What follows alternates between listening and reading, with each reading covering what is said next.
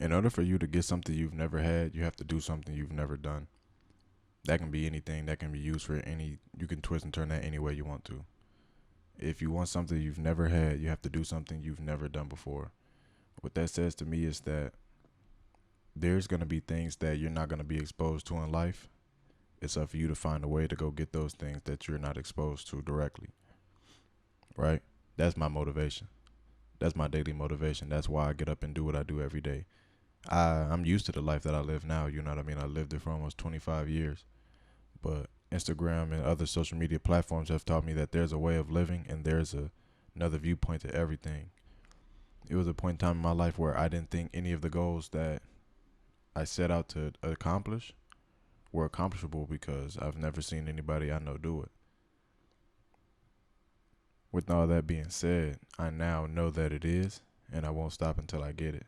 It's already in my sights, it's already in my target. I won't stop until I get it. I just have to find a way to get the things that I want. That's what I motivate. That's what I dedicate my life to is learning. I don't really care for the money. I don't really care for the flash. Will I have those things? Yes.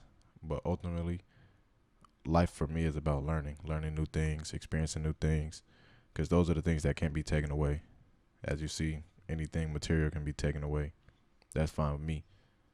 You can't take away the things that I saw, the things that I've done, and the people that I brought up. It's just that simple. So that's my biggest motivation in anything in life.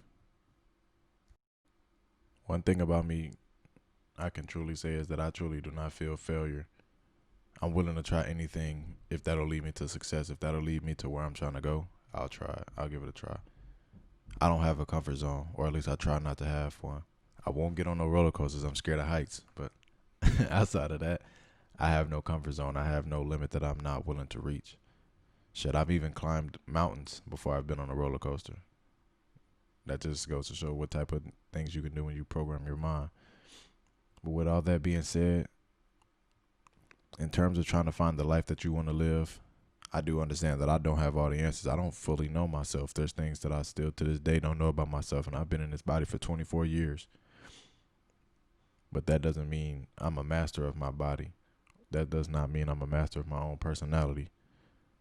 So I will continue to try and strive to do anything, literally anything. I'll make music. I'll play the guitar, learn to play the drums. I'm I'm willing to do nearly anything to find out what I'm going to be great at. Because when you find what you're going to be great at, you'll be known for that for the rest of your life, not just, you know what I mean, a short time. I'm not trying to be here for a good time. I'm trying to be here for ever. Okay, I'm going to give a bit of advice with this one. Let's talk about the difference between high school football and college football for all those athlete followers that I have still from Oak Park. Um, First off, the speed of the game.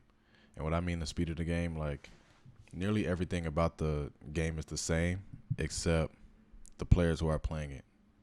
It's the same game every year with different player names, different teams, you know what I mean? They make small adjustments. The speed of the game comes in, how fast you have to be able to react in order to make a play. The game of football is about inches, but in college is where that's exposed. So, say for example, if there's a flaw in your technique, that may be the difference between me catching the pass or me dropping the pass, or me catching an interception and me dropping an interception. With all that being said, you have to be able to read and diagnose things a lot faster, like a step ahead, in order for you to be on top of the game. That's what kept me so successful. Another thing that's different is the mental preparation that goes into everything you have to do. If you don't know your opponent, don't expect to go in there and be able to beat your opponent, or don't expect it to be easy. College really taught me how to study film. In high school, we watched film. Yeah, we watched film quite a bit, but it wasn't the staple of my game, at least. That's not what I went out there to do. I wasn't trying to outsmart anybody. But once I stepped into college and I realized that other players are just as good, other players are just as big, fast, as strong, I had to find another way to gain that advantage, and I gained that advantage through the mental. Because not a lot of people are gonna watch hours of film during the week. That's what makes the good from the great. Also, your nutrition. In college, you're asked to do more. You're asked to go 7 days out the week. especially during the season. You got to go 7 days out the week, so you have to make sure that you're eating and drinking things that are the most beneficial for your body long term and not just short term. Like, yeah, food, you may have to sacrifice food that tastes good. You may have to sacrifice drinks that you like, but it's going to add to your performance. Trust me. Lastly, you have to go hard always. Always. There's really no difference in skill when you get to college. I mean, there's some players that clearly aren't on your level, and there's also some that's, right neck and neck with you. But you have to practice 25/8.